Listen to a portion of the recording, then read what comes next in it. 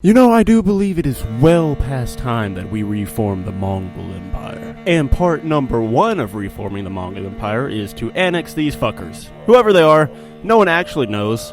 I certainly don't. And round 3 of the Spanish Civil War has begun. We shall see how Franco performs this time. He's off to an 0-2 start this season. He's not looking very good for him. However, if he can turn it around today, he can be right back in there in the race with the Republicans.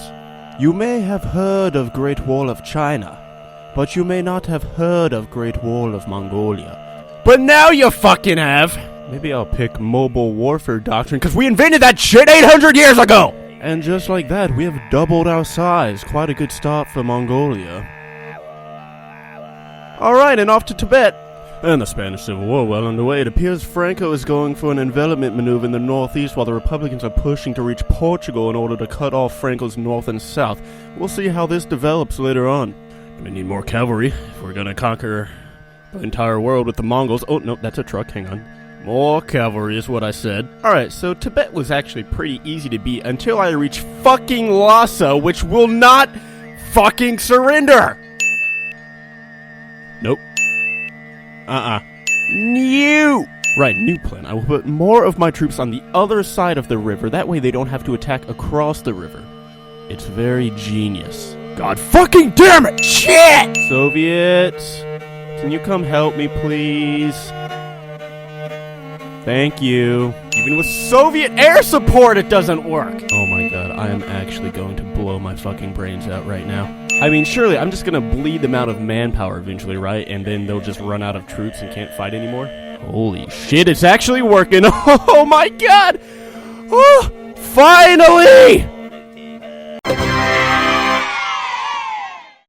Yo, my country straight up looks like a shrimp right now. And more cavalry for the Great Horde. Gotta expand the new Great Wall because I don't trust the goddamn Russians one bit. Alright, during my Lhasa escapades, I have realized that Franco has in fact lost the Civil War again, which puts him at 0-3 in the season. That's not very good for him. Greece back at it again with the Chinese United Front, and Bhutan was way the fuck easier than taking out Tibet. But now it's on to the real target. It's time we take out the Chinese. And the Greeks. Several months later. The heroes of the war, the Mongolians, march into the capital of China, thus ending the great Chinese invasion.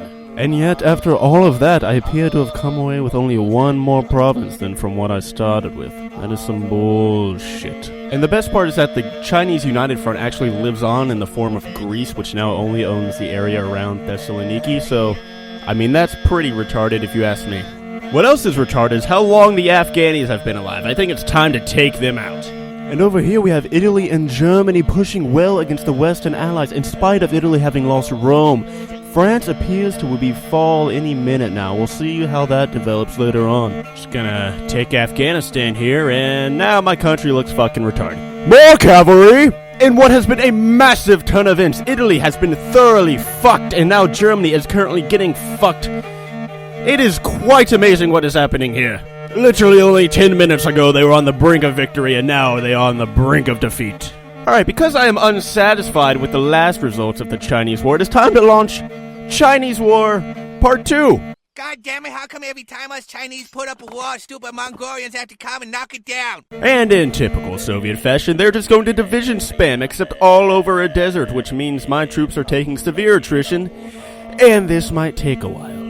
3,000 years later. Holy goddamn shit, you do not understand how fucking long that took. That was like 3.5 hours since I started the war until it's over. I hate everything. So after all of that effort, I ended up only with 2 extra provinces in central China, Hokkaido, the Kuril Islands, and South Sakhalin, and eastern Bulgaria, for no fucking reason. You know, I think the best part about all of this is that they just left Hitler, like after so many years of war, they just left him with East Germany. They're like, you know, just have it as a consolation prize. And let's not forget about the Greeks, aka the Chinese United Front, surviving down in Thessaloniki, thus being the most random and useless faction in the history of mankind. The real question is, though, did I successfully reform the Mongol Empire? Well, if we lay the real empire over mine, I think you can see that it's pretty close. You know, maybe missing a few spots. It's probably the fault of the fact that Paradox made a crappy map and messed that up, but, you know, I would say success.